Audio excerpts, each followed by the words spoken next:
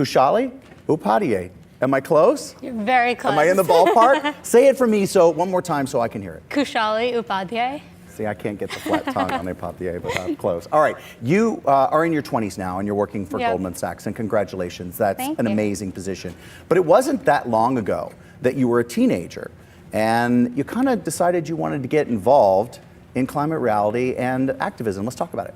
So actually it was in high school when The Inconvenient Truth just had come out, and I had to do a project for school called The Quality of Life.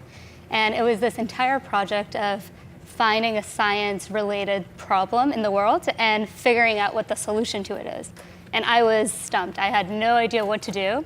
And I had seen the movie. There had been a couple articles in the newspaper and in different media sources about it. So I was like, oh, let's see what this movie is about. So let's watch it. Saw the movie, did a lot more research on climate change for this project, and I was like, this is a very, very serious issue that we really need to do something about. And slowly I started getting more and more involved with my community, started doing a little bit more in terms of with climate reality as well.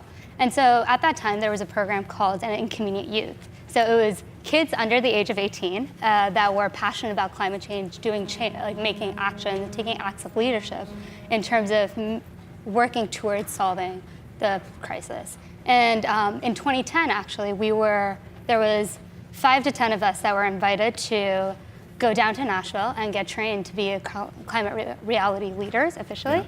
And actually go down there and go through the entire process. And that was probably the turning point of my involvement in working towards solving the climate crisis. All right, so you're now with a group and you're in Nashville and you're getting your training. What's the most eye-opening part of the training process? So the trainings themselves are incredible. There's people from 20, 30 different countries from all around the world, different paths of life, that you really get to that come together with this one cause in mind and really trying to figure out what climate change is about and what the issue really is. And it's amazing just meeting people from all around the world. I have friends from Indonesia that I will be friends with forever, hopefully, because that I met during that training. And I think it's incredible just these kind of connections that you make. And during the training, there was actually just one of the exercises that we had. 5 or 6 people were called up to the stage, and I was the one who represented the youth table. And everyone was going around talking about what was your reason for being involved with the climate, why were you passionate about climate, working towards finding a solution for climate change.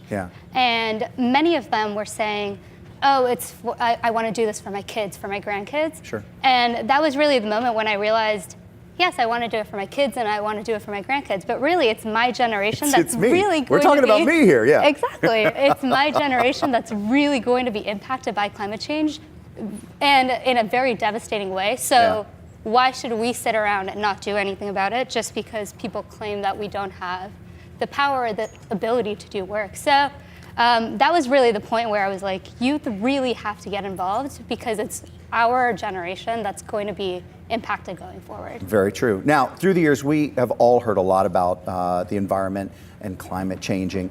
What do you want people to take away from your knowledge? What's something that you can tell people?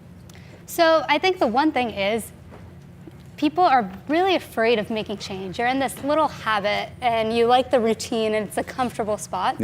But the important thing is you can't evolve, you can't grow without making changes in your lifestyle and your environment.